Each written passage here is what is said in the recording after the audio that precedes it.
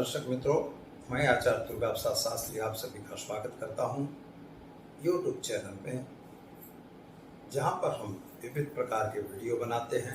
साथ ही में आपके राशियों के राशिफल भी होते हैं।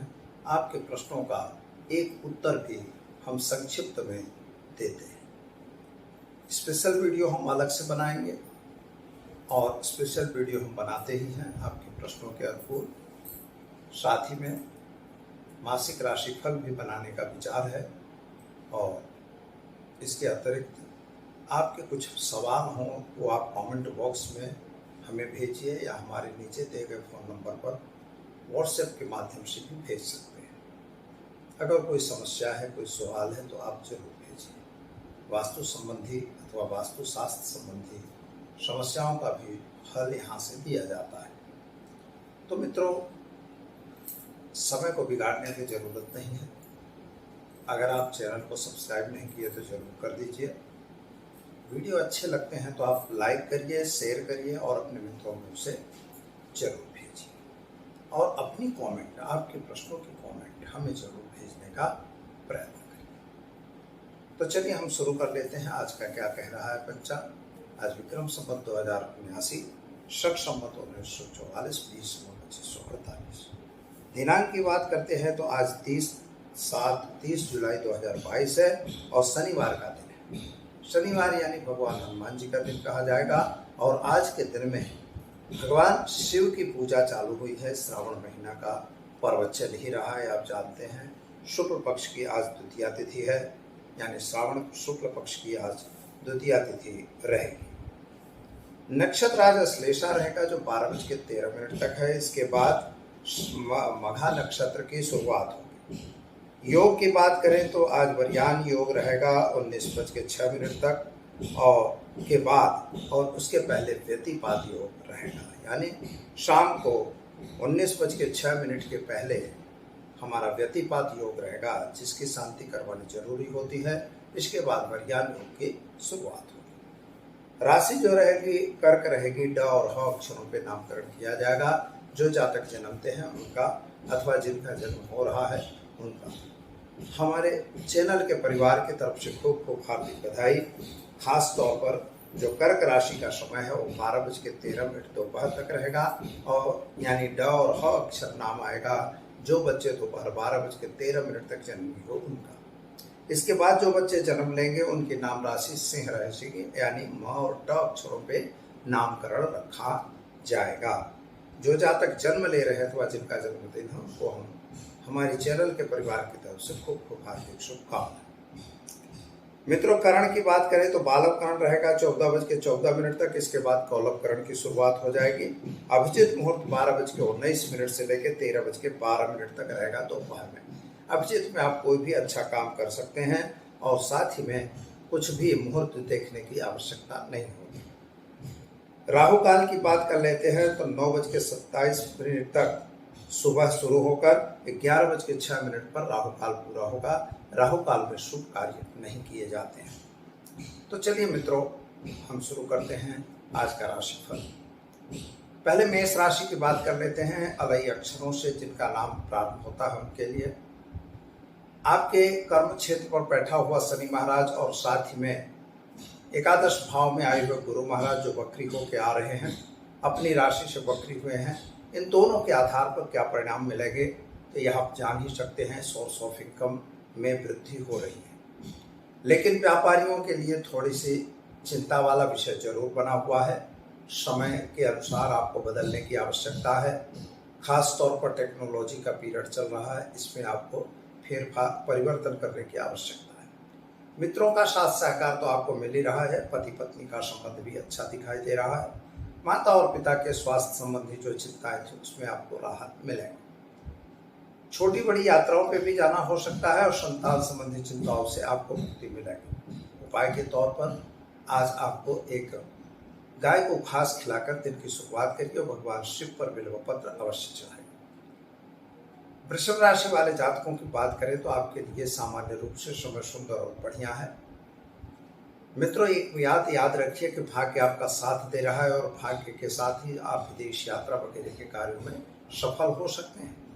नए लोगों की मुलाकातें आपको फलदायी साबित होगी।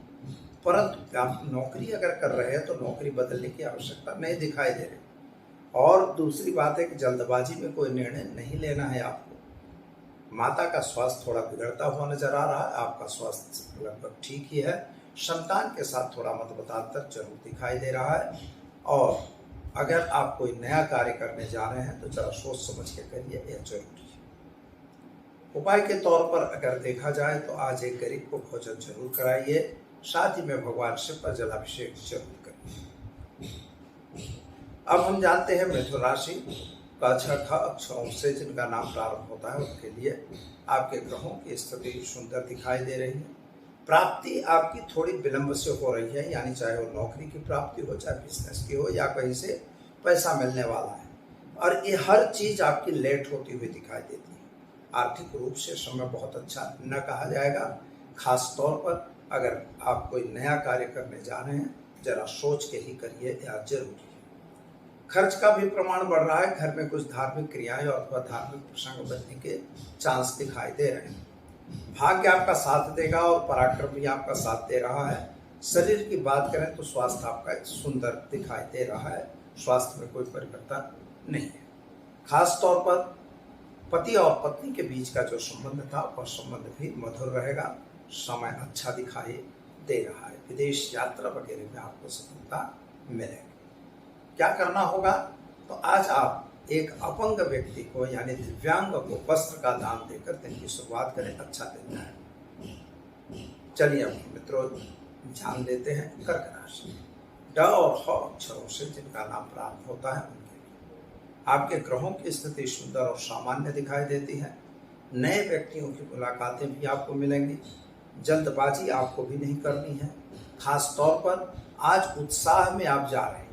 किसी भी कार्य को लेकर आप उत्साहित दिखाई देते हैं। दोपहर के बाद थोड़ी हतोत्साह होने की जरूरत भी दिखाई पड़ेगी।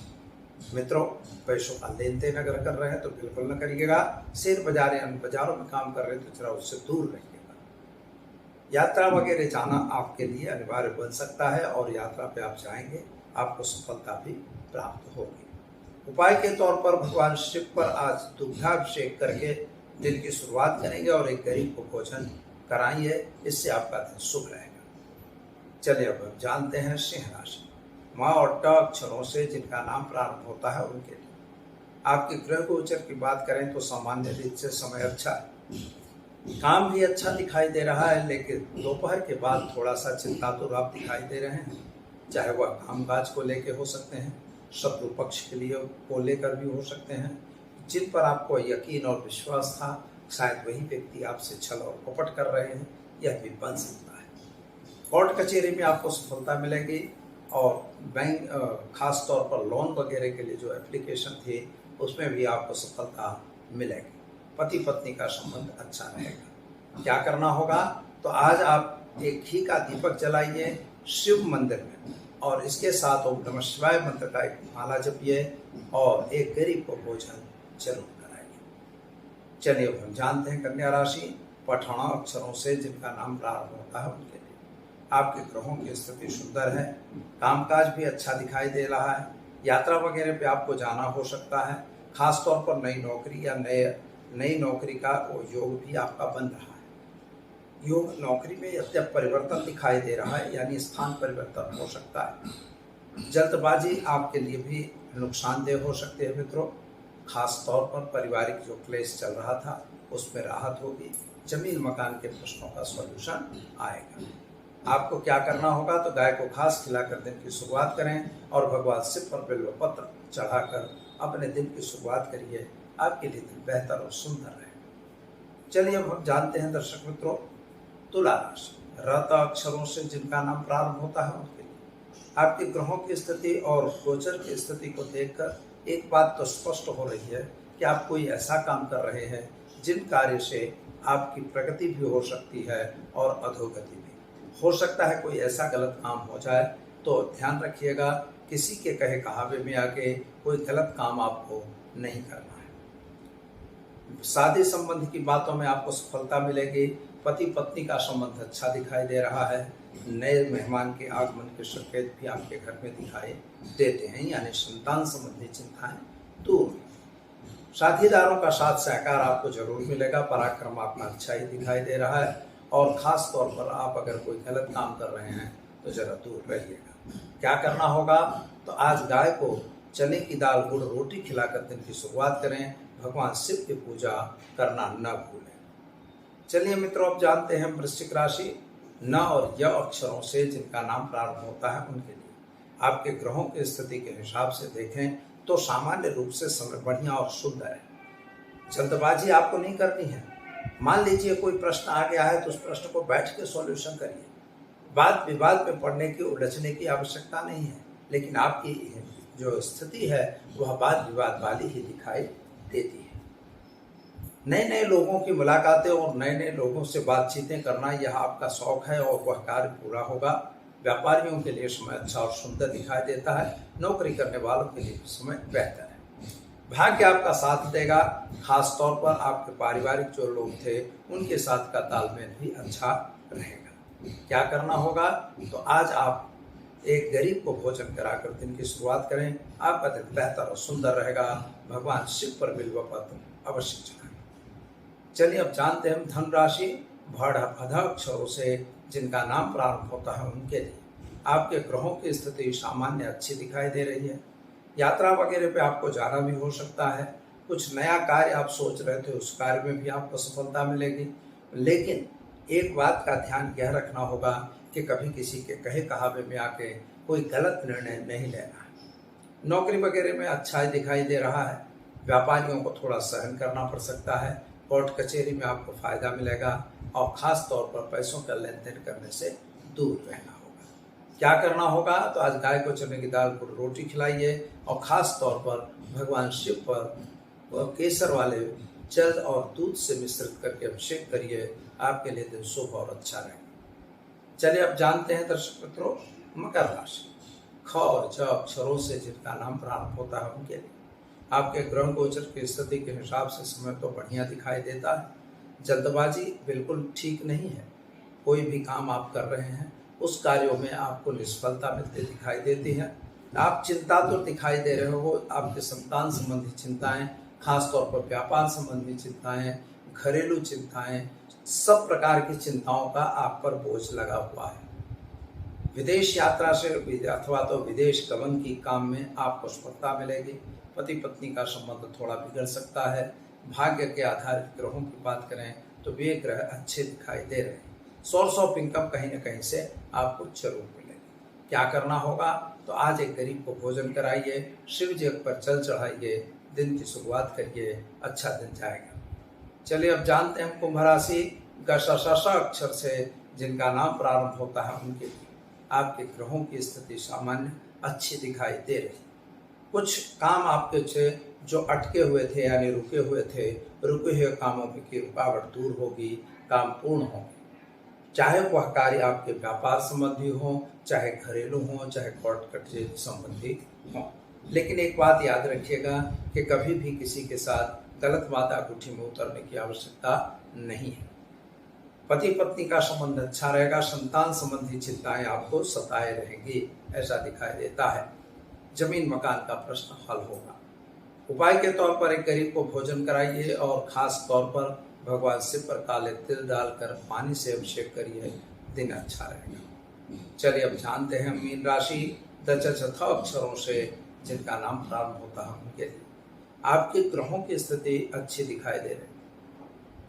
कुछ कार्य ऐसे दिख रहे हैं कि जो बन जाएंगे, कुछ कार्य ऐसे भी हो सकते हैं जो न बने, तो निराश होने की आवश्यकता नहीं है। कभी कभी निराशा आपके मन में व्याप्त हो जाती है। आर्थिक रूप से यह समय बहुत अच्छा नहीं कहा जाएगा, यानी थोड़ा सा तकलीफ वाला दिन है और थोड़ी सी तकलीफों को सहन कर लेना अच्छा है। हर दिन हमेशा एक समान नहीं रहती।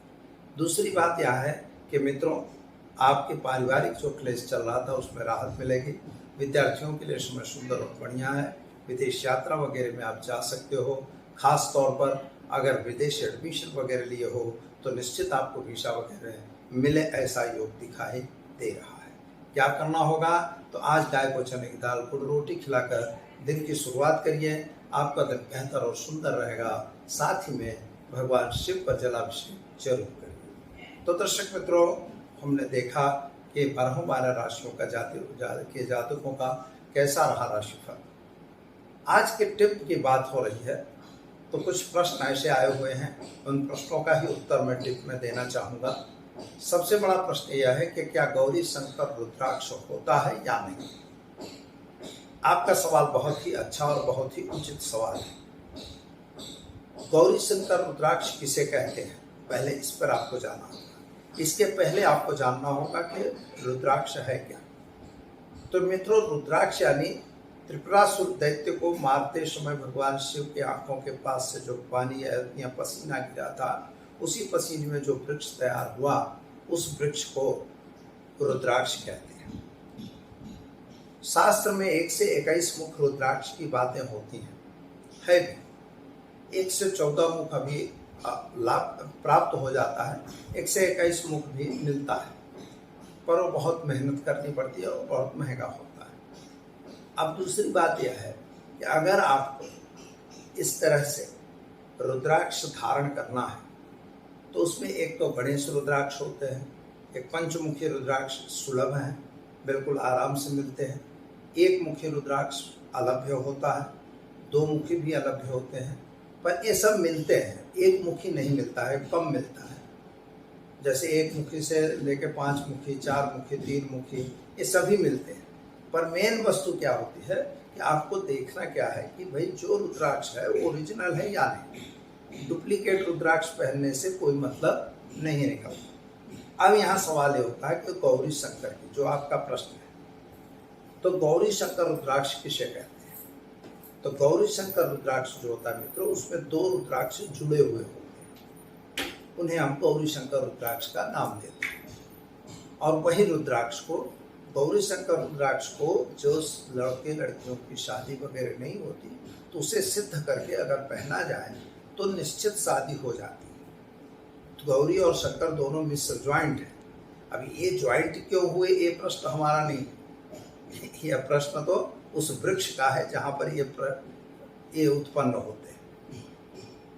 पूरे पेड़ के अंदर कभी कभार 1 आध मुखी मिल जाता है, कभी 2 मुखी भी मिलते हैं, कभी 3 भी मिलते हैं, पर इनकी मात्राएं कम होती है, संख्याएं कम होती है। पंचमुखी की संख्याएं पर्याप्त होती है, जितना आपको चाहिए।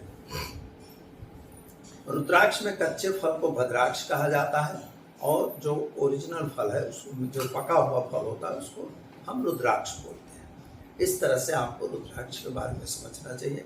गौरी मुखी जो मैंने अभी बताया, गौरी रुद्राक्ष, शंकर गौरी रुद्राक्ष जो है, उसमें 2 रुद्राक्ष जुड़े होते हैं। यानी उसमें पंचमुखी को अगर गिन लिए तो 4 दूनी 8 मुखी हो जाता है। तो गणेश रुद्राक्ष, गणपति का अंक भी आ जाता है। पर कहने का तात्पर्य इस तरह से रुद्राक्ष प्राप्त होता है। उसको शिव जी के जलहरी पर रख के पूजा किया जाता है। पहले प्राण प्रतिष्ठा की जाती है, इसके बाद उसको मंत्रों से जाप करके उसको सिद्ध किया जाता है। जब वह सिद्ध हो जाता है तब उसे धारण करने का हमें फल मिलता है। तो दर्शक मित्रों, आपके भी अगर कोई सवाल हैं तो निश्चित कमेंट बॉक्स में या व्हाट्सएप नंबर पर आप हमें भेज सकते हैं, जिसका आपको उत्तर भी दिया जाएगा और टिप्स के रूप में भी आपका उत्तर मिलेगा। अतः हमारे चैनल को सब्सक्राइब करिए और आपको नियमित रूप से वीडियो मिलते रहें। और ख़ास फेसबुक और इंस्टाग्राम पे भी हम पंचांग अपलोड करते हैं, जिसे भी आप फॉलो करने का प्रयत्न करिए। तो दर्शक मित्रों, दीजिए आचार्य दुर्गा प्रसाद शास्त्री को इजाज़त। नमस्कार।